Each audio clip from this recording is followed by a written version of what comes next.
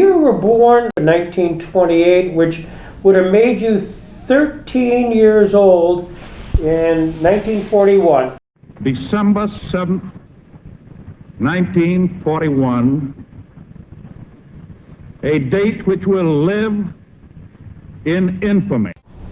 I just remember we were at a friend's house for dinner, and suddenly someone said this, they were making an announcement on the radio. I remember we all went in and heard what was going on.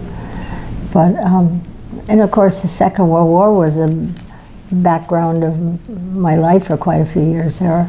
My father read 2 newspapers every day, would talk about the war all the time, from what was going on in the newspapers. And I think the part of it that stands out most in my mind is was Russia, when the Germans invaded Russia. My father talking about how heroic the Russian people were in that war, and reading articles in the paper about how they sacrificed everything. And there was one particular thing in the paper that I always remember, and that was there was a big, what do you call it, mortar. There was a big hole in the ground. Right. And they had to roll out their trucks or something, and the people threw themselves into that hole so the trucks could go by. Wow. I've often in my life thought, I haven't ever done it, that I'd love to go back over the newspapers, or if there is any record of that particular thing, because I've always thought about it, you know, all my life, thinking, whenever I think of the Russians and some people hating the Russians and all that, but I've always sort of been intrigued with their style, with their culture, their arts, their designs, especially fashion, and but a big part of it is an admiration for their heroism in the Second World War. You know, rations, was that part of your? Yes, because my mother had to make margarine that looked like butter, and my father had to get gasoline and it was rationed, and I just vaguely remember the big flying horse on the gas station, and of course wherever I went, being at that age, you know, there were just so many soldiers and sailors around in uniform, and kind of just a little too young to get the full impact of that, but still it was very romantic. I remember my social studies teacher, yes, talking about it with the maps and things. Yeah. And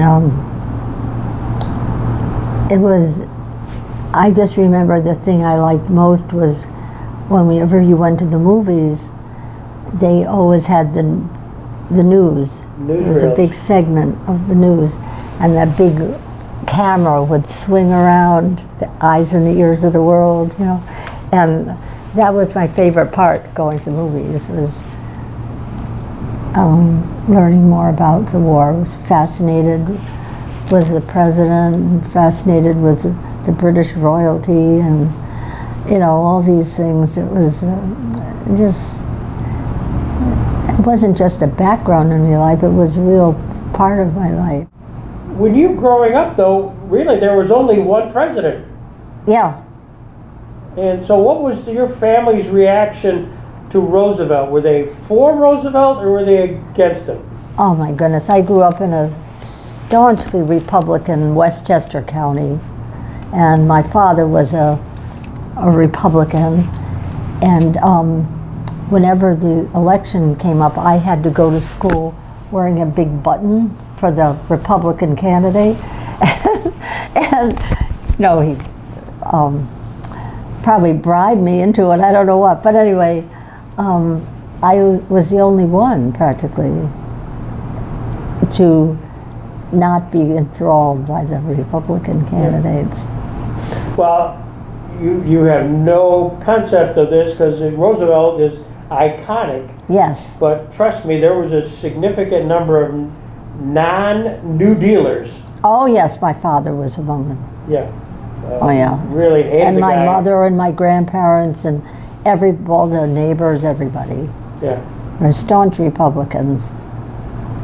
So, but there were some progressive Republicans in the bunch at the time, you know. Yeah. But I mean, I wasn't really aware of politics at that time. I mean, I wasn't really interested in politics as such. But I do know that when Roosevelt, and I know that my father didn't like Eleanor Roosevelt. Nobody liked her. I don't know. It was just crazy, wasn't it? But I remember the day Roosevelt died, and that was it was a traumatic experience. Now, shortly thereafter, the war in Europe ended, and then shortly after that, the war in Japan ended with the atomic bomb. Repeating this bulletin, dated San Francisco, the Federal Communications Commission quotes Domai saying, "Japan accepts allied terms." I remember there was a big parade, and I can remember they had a lot of military in the parade, and I remember great feelings of patriotism and everything. That was a big moment.